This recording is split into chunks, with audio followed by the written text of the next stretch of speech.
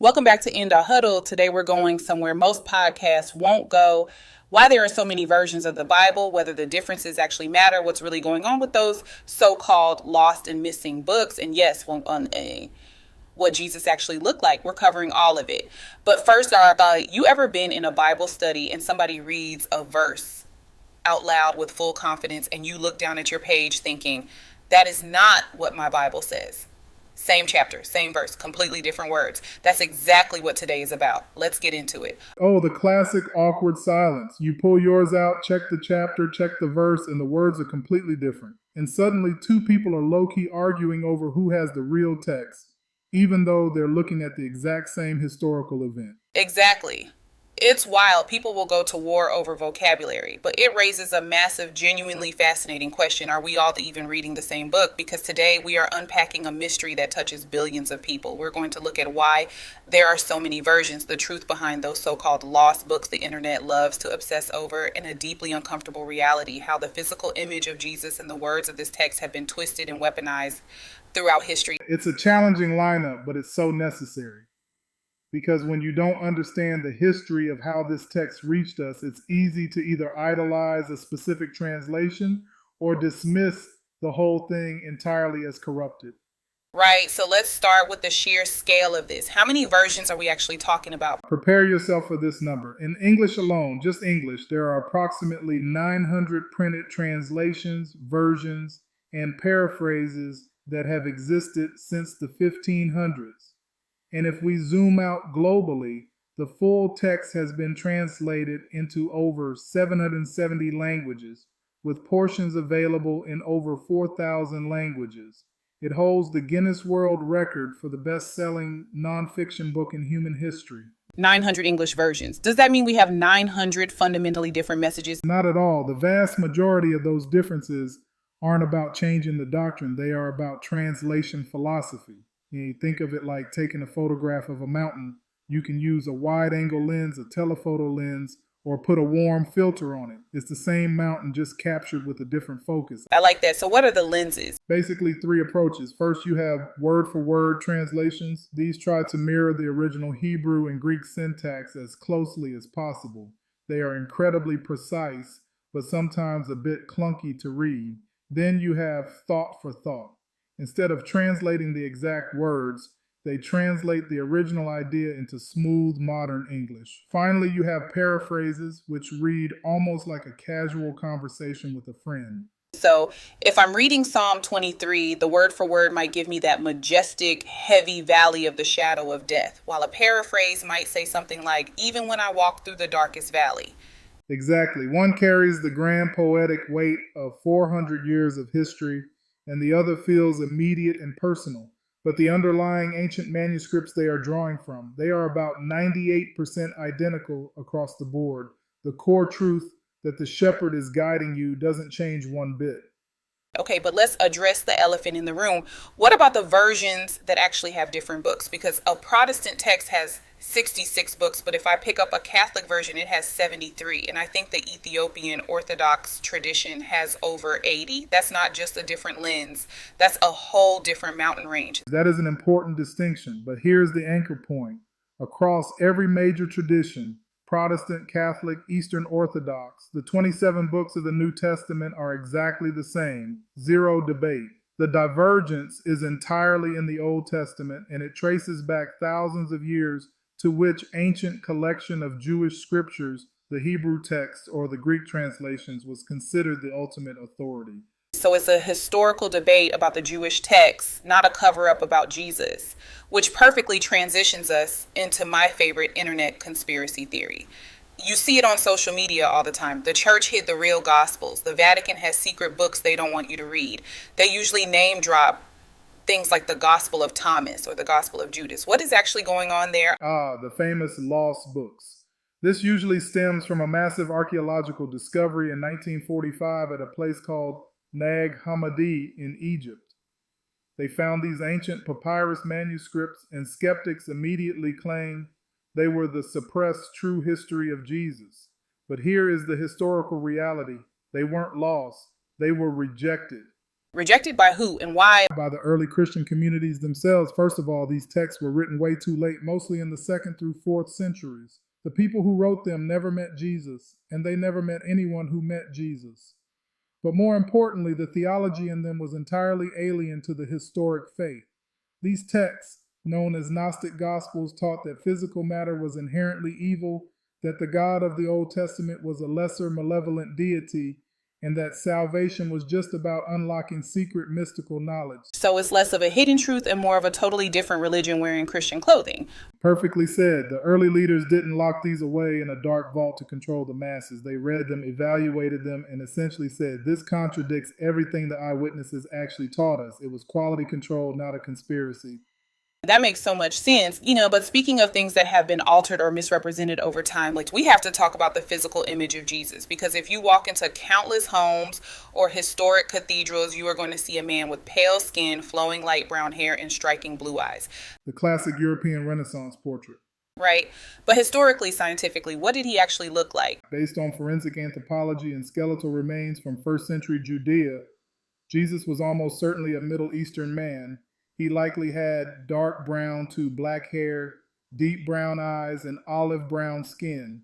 He would have stood around 5'5" with a muscular build from years of manual labor. If he walked into a room today, he would look like a Palestinian tradesman. So how did we get from a Middle Eastern carpenter to the pale blue-eyed figure we see everywhere? It was a slow evolution of art and culture. During the Middle Ages and the Renaissance, European artists painted Jesus to look like the people around them. Masterpieces by Da Vinci and Michelangelo cemented this European image, but the real shift happened during the colonial era. As European nations colonized the Americas, Africa, and Asia, they exported that specific art. And tragically, in many places, that white image of Jesus was weaponized to reinforce a racial caste system. That's where it gets incredibly dark, because there is a profound difference between a culture painting Jesus to look like them so they can connect with him and an empire using an image of Jesus to subjugate others. That is the exact philosophical line. There is a beautiful theological concept called enculturation. It's the idea that God became human, so he belongs to all of humanity. When Ethiopian churches paint a distinctly African Jesus, or when Latin American murals show a brown-skinned Jesus, or when Asian art depicts him in traditional garments, that is a profound statement. It's a culture saying God understands our specific pain and our specific joy. He is one of us. That's beautiful. It's an invitation. Exactly. But weaponization is the opposite of an invitation. It's an exclusion. When colonial powers used a white European Jesus to tell enslaved Africans or indigenous populations that they were spiritually and physically inferior, that is a gross corruption of the text. And that corruption didn't just stop at paintings. The text itself was weaponized. I think this is the hardest part to grapple with, but we can't ignore it. The Bible was used to justify the transatlantic slave trade and American slavery. How does a book that literally centers on God freeing slaves from Egypt get used to enslaved people? Make that make sense. By violently distorting the text. Slaveholders heavily relied on two main arguments. First, they twisted a story from Genesis called the Curse of Ham, falsely claiming that God had eternally cursed African people to be servants. It was a complete fabrication. The text doesn't say that, the geography doesn't match, and the theology is completely wrong. Second, they cherry-picked verses from the New Testament like servants, obey your masters, preaching it out of context to demand submission, while intentionally ignoring the overwhelming biblical mandates for justice, equality, and the punishment of oppressors. It's chilling. It's a stark reminder that text without context in the hands of power is incredibly dangerous. It makes you wonder about the deep cost of misreading this book. When we strip away the cultural baggage, the bad art, and the historical abuses, what is actually left? After 900 translations and centuries of debate, do the core principles survive? They absolutely do. And that is the miracle of this text. Whether you are reading a 400-year-old King James Version or a modern paperback, whether you are in a Protestant megachurch or an ancient Orthodox cathedral, the foundational truths remain completely untouched.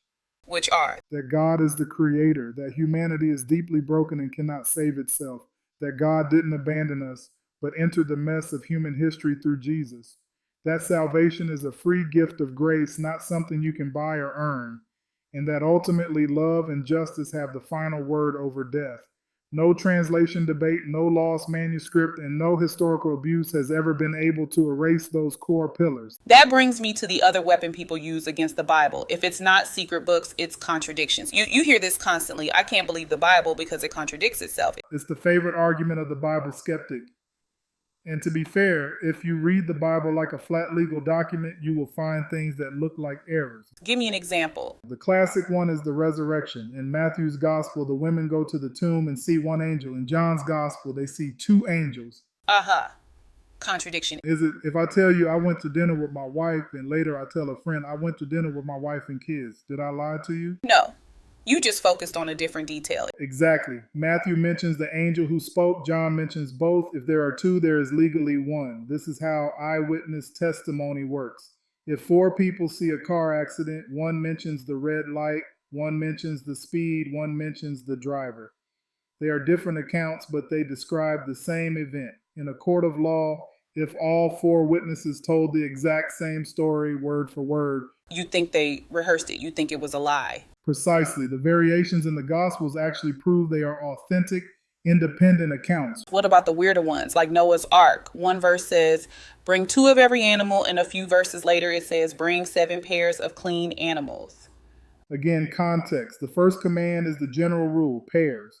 The second command is the specific logistical detail, bring extra of the clean ones for food and sacrifice. It's like me saying, pack your clothes for the trip, and then later saying, make sure you pack extra socks. I didn't contradict myself, I clarified. That makes sense. It feels like people are looking for reasons to dismiss it rather than trying to understand the genre.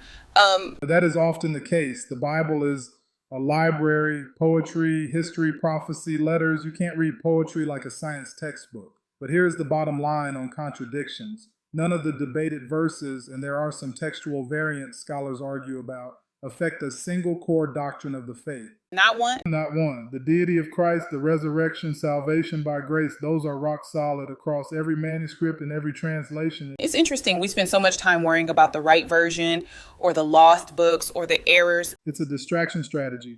If I can get you debating the number of angels at the tomb, I can keep you from facing the angel's message. He is not here. He is risen. Thank you for writing with us today. I'll be honest, like this one was longer than we normally go, but I think you'll agree the topic earned every minute. If this episode helped you, challenged you, or gave you something to think about, don't keep it to yourself. Share it, like it, subscribe. Help us get into Huddle in front of more people who need to hear it. We'll see you next time.